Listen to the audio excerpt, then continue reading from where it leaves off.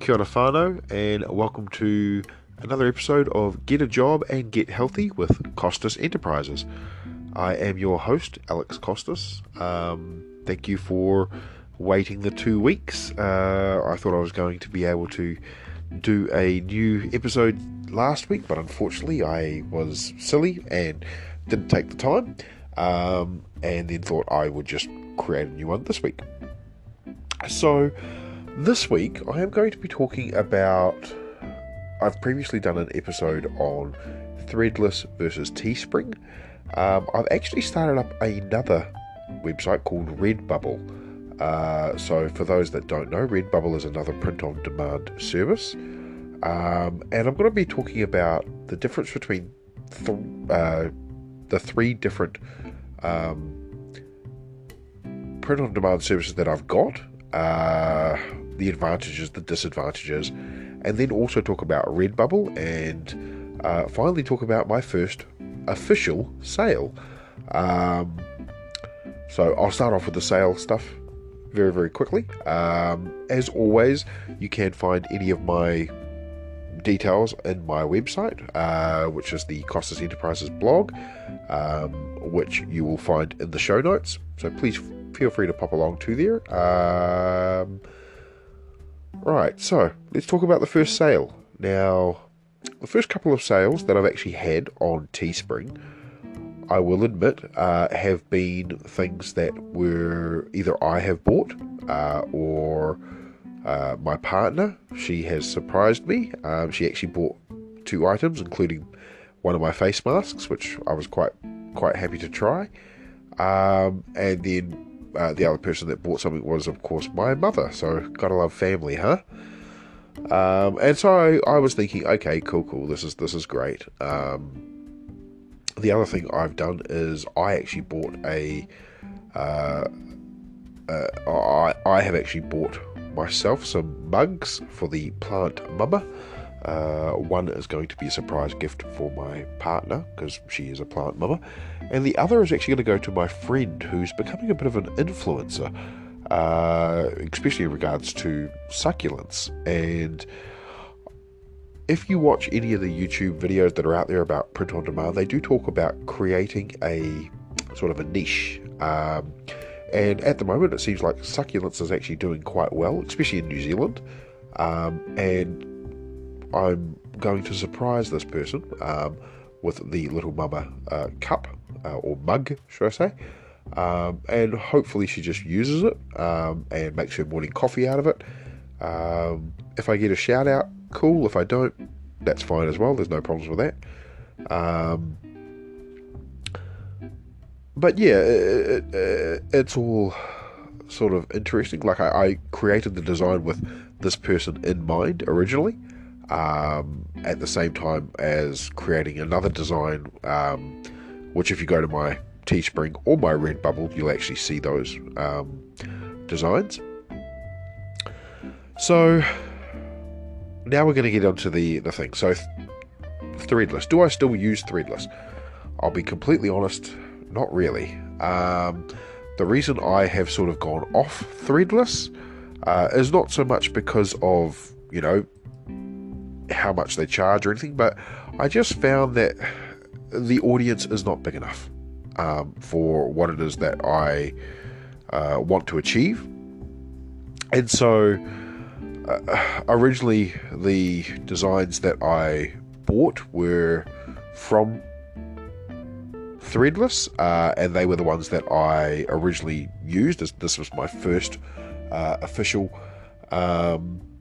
print-on-demand service, which you guys all know by now by listening to my previous podcast episodes or checking out on my blog. And yeah, it was a very cool sort of experience learning how to do it. And of course, all of these sites that I am using to create these things are free. Yes, I said that correct. It is free. You can put up your own designs. You don't have to pay any money. That is the joys of print on demand.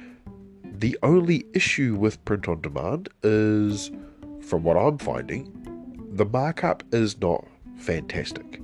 So with the Threadless, I haven't been able to sell anything you have to do all of the promotion yourself, which does make it a little bit harder because, you don't actually you get very little out of everything that's sold.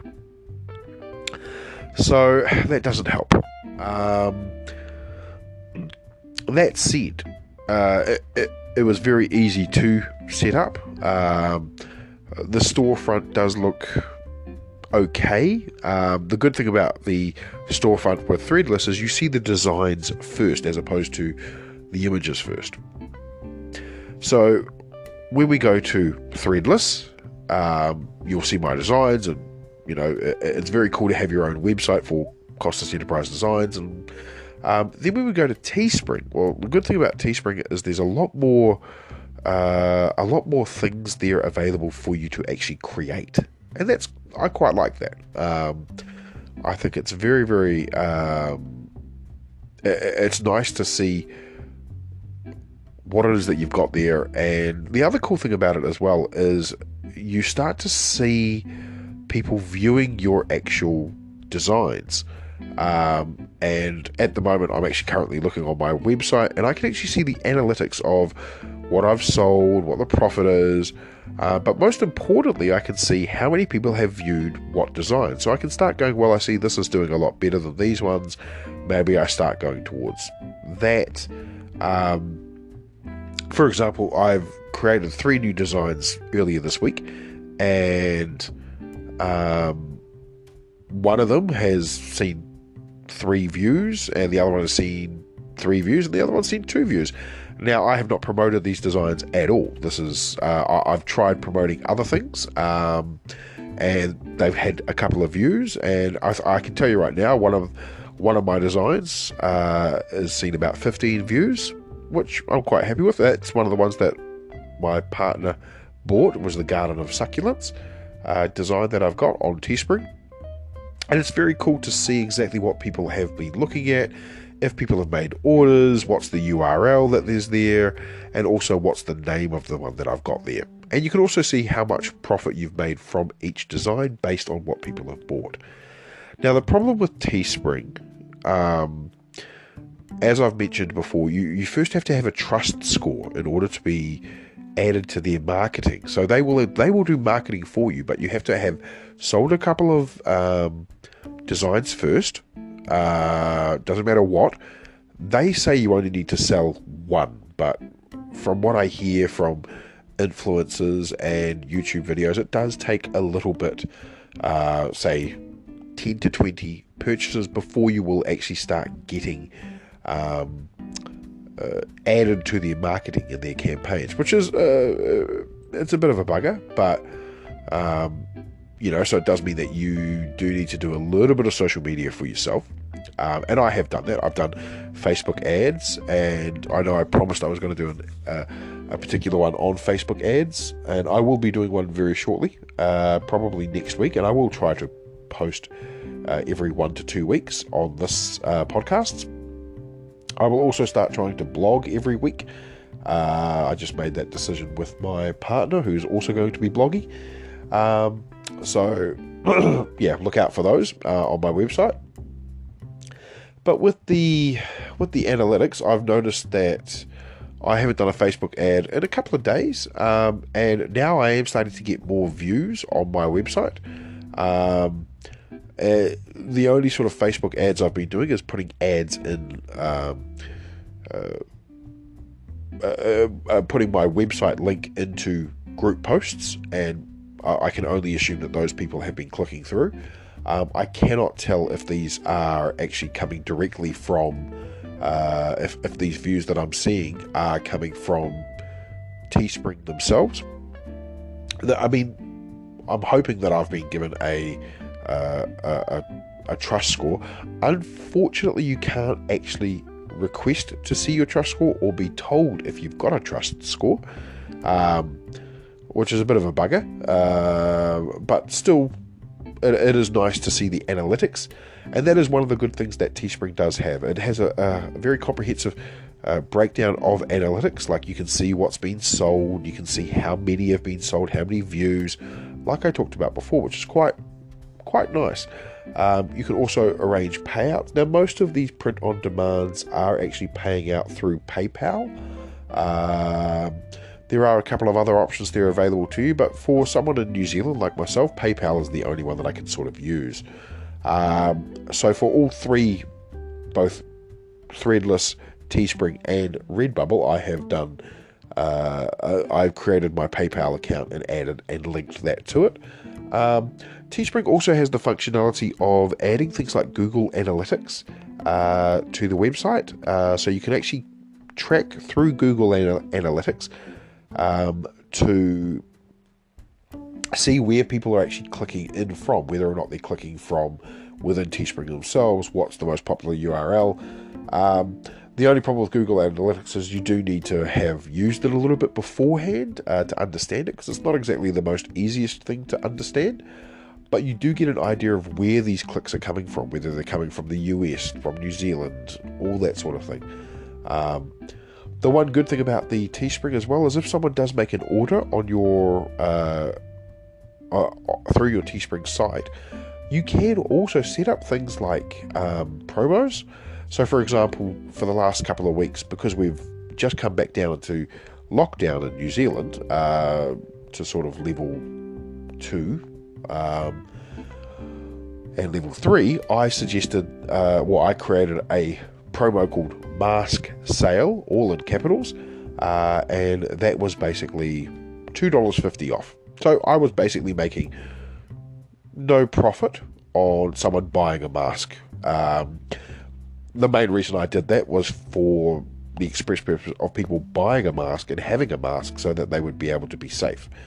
And you know what? I'm okay if I don't make any dollars on that. I'd rather make a couple of sales. If I make 20 cents, 15 cents, I'm happy, because the main thing is people have a mask. And at the moment, the way the world is, we need to mask up, people. We need to be safe. So that was the reason why I created that promo. And it was very easy and very quick to just create a simple promo. Now, one of the mistakes I did do, which I shouldn't have done, I got an email from TeeSpring on Friday last week, and it was saying that if people used a code for the next 24 hours, they would have got 20% off their order through the TeeSpring, and I would still keep the profit. Now, unfortunately, when I got this email, it was a bit late, and I didn't think, I should put this out now, because I didn't really have any content there to send with it. I now see that there was a complete idiotic move of mine, and I should have actually gone and done that straight away, because that was a pretty big thing that I could have gone, hey guys, you can get 20% off. Now, in another episode, I'll probably talk a bit more about pricing and all that sort of stuff, like how I price my stuff via TeeSpring, via Redbubble, via Threadless.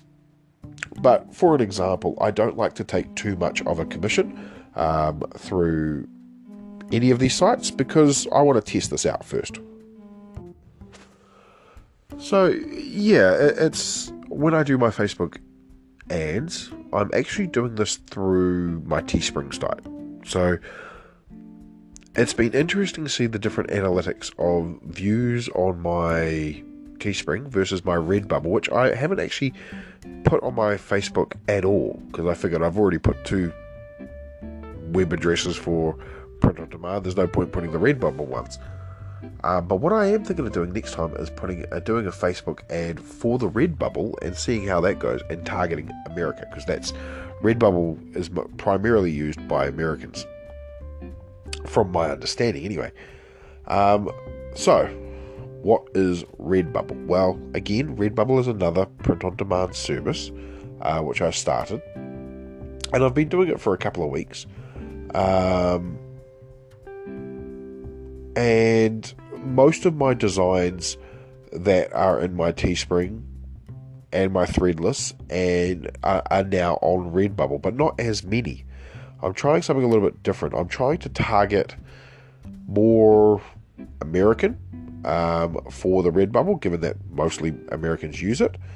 But the difference between TeeSpring and Redbubble which is very interesting, is, as I was talking about before, TeeSpring have a trust score. You sell a couple of things, you do your own social media for a little bit, and then what will happen is they will sort of start advertising your items, your designs in other, in their own sort of social media. Redbubble not only does this by themselves, but they also do this by tagging.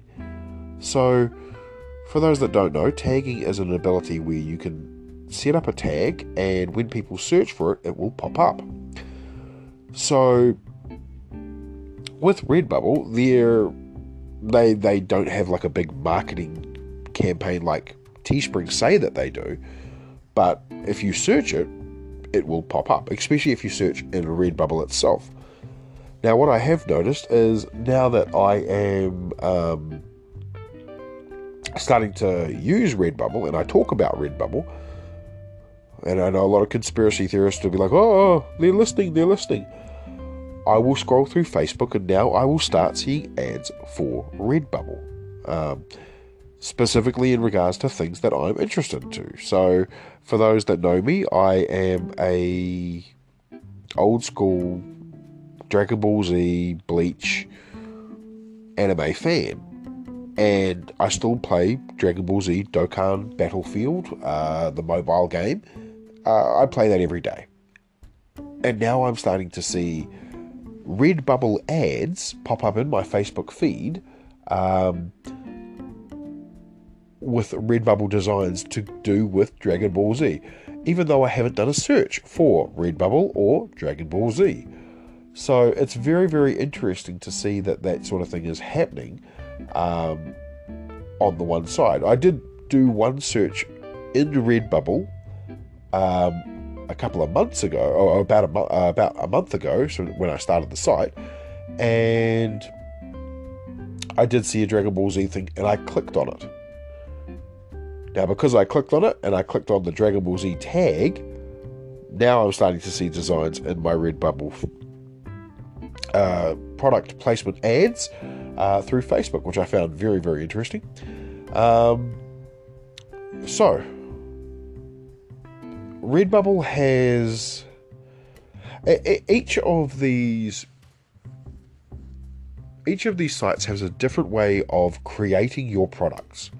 Now, what I mean by that is, I don't mean the actual creation of the product itself. I'm talking about when you upload the design, what's easy, what's hard. Now, Threadless is pretty stock standard. It's very basic. It's good to start off with, but you have to be really careful with how you upload things. If you upload something with a transparent background and you add too many colors, you'll lose the colors, which is the same across all of the other products. But you don't really get much of a view before you upload. And I mean, you get a chance to publish, but the number of actual items that you get to print on is very small compared to TeeSpring or Redbubble. And there's some things that you think that they would have, but they don't. Like, for example, on TeeSpring, they have a graphic all over t-shirt. So you can basically put your design on there and it will go completely all over the whole t-shirt, the whole hoodie and so forth, which is quite a cool feature. It's quite a cool function, which is Threadless, which originally started as a t-shirt printing. You would think that they would have an all over design, which they don't.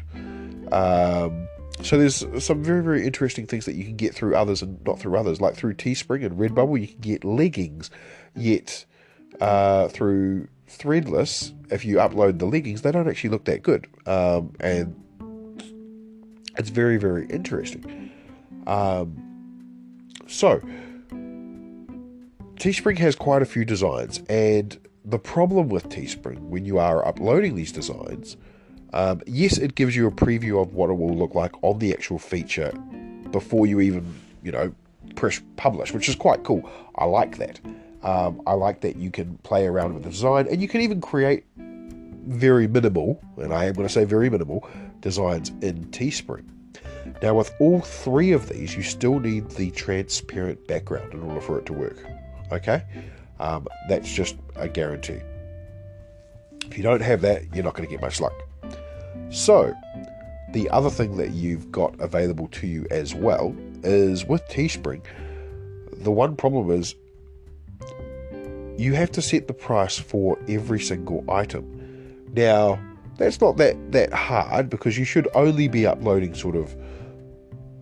you should only be creating usually about 5 items per design that you create. You don't want to create too much choice for someone. They're not going to want to buy it after they see like 15 different versions of it.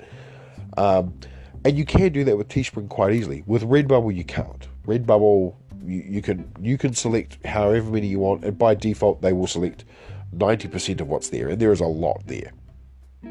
But the problem with TeeSpring is they will give you a suggested price.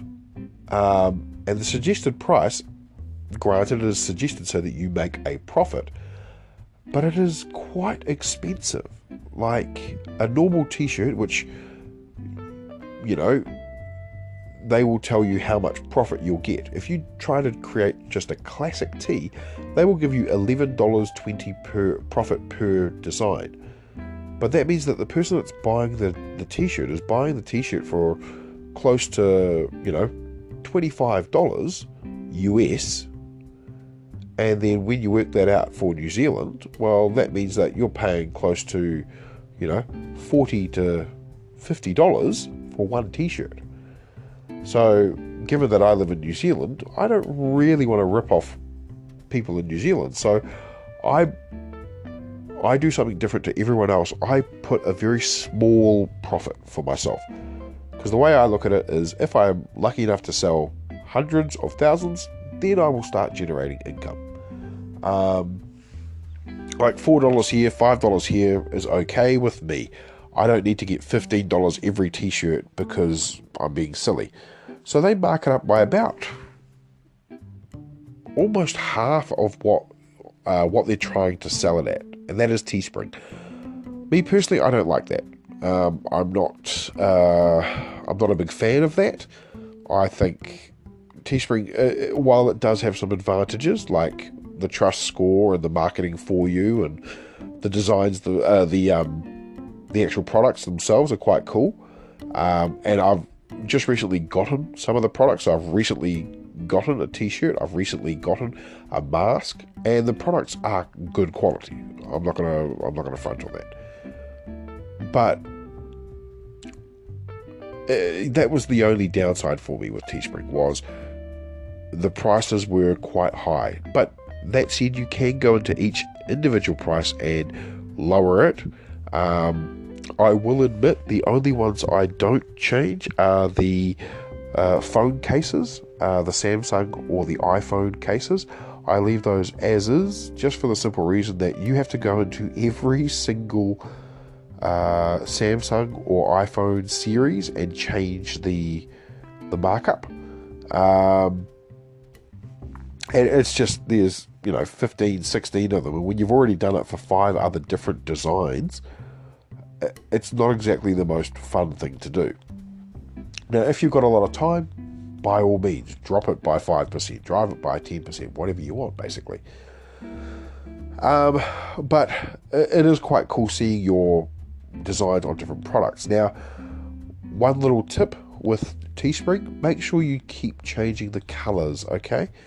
You can set the colors in when you originally upload, but once you've uploaded the designs, you can't really change the colors or the designs, and that's across all 3 of these, okay? So across Threadless, across TeeSpring, across Redbubble. The only way to do it otherwise you would have to take down and delete that particular design and then re-upload it, which I've done with one of the Threadless ones because I wasn't happy with one of them.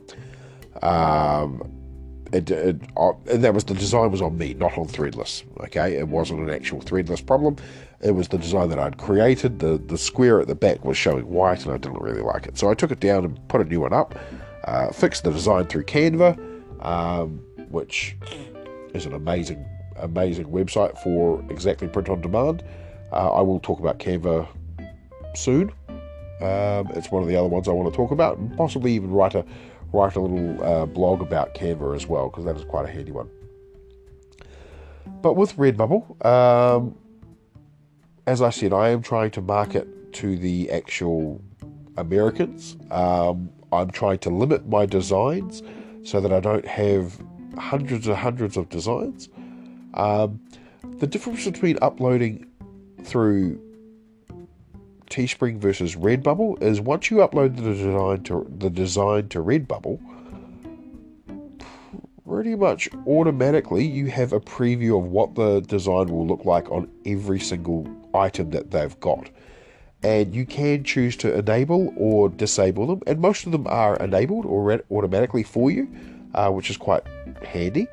The one thing I would do is make sure you do check every single item that you are uploading. The reason I mention this is it might look good on the first couple of t-shirts that you see, but if you scroll down and you see that maybe the third or the fourth t-shirt is been enlarged too much so that you can't actually see the design, you will need to change the design. Now, the problem with Redbubble when you are doing your design is you aren't able to simply drag and drop. Not drag and drop. You are able to drag and drop, but what I mean is you aren't able to drag to resize the item.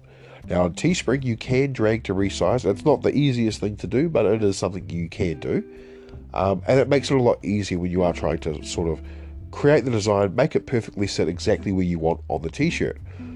With Redbubble, you have to use a sliding scale, like a zoom scale, to actually reduce your size, and then you can move with your cursor up and down where you actually want the design to sit on the product. So that's a bit of a bugger, but still, overall, it is nice to be able to see your design on the actual product before you upload it. And while you can do the same thing on TeeSpring,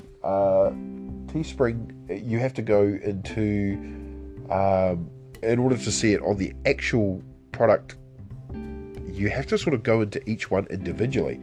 And it's nice having Redbubble, just having them all there, and you can go, oh, okay. Oh, look how that looks. Oh, I don't like that. Oh, look, on that, it doesn't look good. I'll disable that. And it's made that part of it quite easy. Like, for example, my designs do not look good on duffel bags. So 9 times out of 10, I won't select the duffel bag, which is available on Redbubble. The same design is just being made available on TeeSpring, but TeeSpring are currently having a deal where you have to pay $10 US to upload the design to the item in order for it to work, whereas Redbubble already have the item there and you can use it.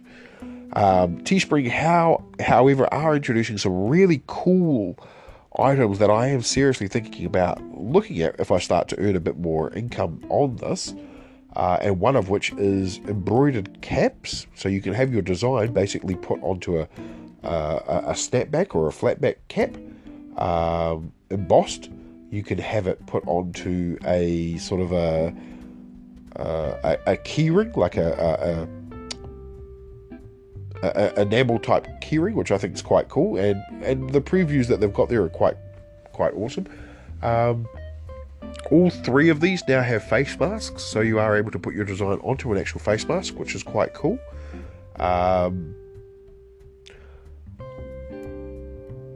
With Redbubble, the pricing is a little bit easier to manage across all of them. It's a little bit hard to find to start off with, but on the left hand side of your dashboard you will see product pricing. You can click on the product pricing, and all of your design, or not all of your designs, but all of your products will actually have a little figure next to them. And you can actually save what that figure is. So originally I think it was set at 24%. So it means that you would get a 24% profit on whatever it was that you got through Redbubble. And when I first sort of looked at it, I was like, oh, that's quite cool. But then looking at the actual designs and seeing how much it was going to cost for like something like a laptop cover was going to cost $50 US, and I was like, no, I'm not having that. So I dropped it to about 10% just recently, and went back again and still thought it's still a bit high. So I've recently, I'll be honest, just earlier today, I dropped it down to 7%. So it means that per item I'll be getting about $1 to $2, possibly $3 to $4, depending on the actual item, which I'll be honest, I'm okay with. As I said, this is all trials. This is all time for me to make this work. And yeah, what I was surprised was someone actually bought one of my t-shirts on Redbubble, despite me not actually advertising for it. And from what I can hear, it's not someone I know. It wasn't a friend. It wasn't anything. I haven't advertised this to anybody. I have literally only shown it to 3 people so far. And it's not up on my. It's in my website, but it's not really on my website, if you know what I mean. But one of the t-shirt design that the person bought was the "Can We Borrow Jacinda?" So, of course, for those that know, Jacinda Ardern is our New Zealand Prime Minister, who is just frankly amazing. And it's got a picture of Jacinda with it as well. And this design is a design that I created not very long ago. I would say probably about 2 weeks ago. I created the "Can We Borrow Jacinda?" and I also created Jacinda for President. Again, marketing the American markets that are not happy with a certain orange-haired president. And I was pleasantly surprised, because I honestly thought this was not going to be a design that would even register on sales, let alone views. But yeah, surprisingly, someone bought it, and I'm pretty happy. Pretty happy. I know I'm not going to get. I don't even have enough to cash out yet. It's literally a $2 sale, and only if the person actually buys it. So when it becomes printed and available, then it will actually sell. But yeah, I was pretty happy. It's apparently coming to New Zealand, so that made me think maybe someone is actually doing it. That's one of my friends that doesn't know. But look, if they do, I'm really happy. And yeah, I just think it's nice to have my first official sale without my first official sale without me doing anything for actually advertising, which is the whole reason why I got into this. This is a part of my passive income. This is to stay there while I come back, and I was quite pleasantly surprised. Let's put it that way. So Redbubble is very easy to use. TeeSpring is very easy to use. Threadless is semi-okay to use. Overall, I will continue to use the former two. I am aware of course, Shopify and Printful, as well as merch by Amazon. Whether or not I start one of those up, I don't know. I may do. I want to try these out a little bit more first, then go from there. But yeah, really happy with what I've done so far. Happy that I had my first official sale from someone that I don't know, hopefully. And yeah, I will put all the links, have a look at my designs. Feel free to give me feedback, everything. I love it. I know this has been a very long podcast, probably one of my longest podcasts, if not my longest podcast episode. So I want to take the time to say thank you to my listeners. I recently just hit close to 160 listens for my podcast, which I am absolutely shocked by, considering I've only been doing this for a couple of months. I will endeavour to be more regular with the podcasts, not the other stuff, because that would just be wrong. If you have any suggestions, please contact me at doncostas@gmail.com. That's DONCOSTAS@gmail.com. Alternatively, as I said, you can find all of my contact details on my website, my Costas Enterprises .blog, I believe it is, or all together, by the way, costasenterprise.business.blog. Put that in and you will come along to my website. You can see all my fun things that I've been doing, as well as I will start updating that a bit more as well, and give everyone a bit more update of my weight loss journey, and also my prepping for the interviews and my CVs and all that sort of stuff, as well as my passive income. But yeah, feel free to pop along there. You can also listen to this podcast through Spotify, and I look forward to hearing from everybody. So until next time, thank you, have a great day, and have a fabulous one. Goodbye, whānau. Enjoy yourselves.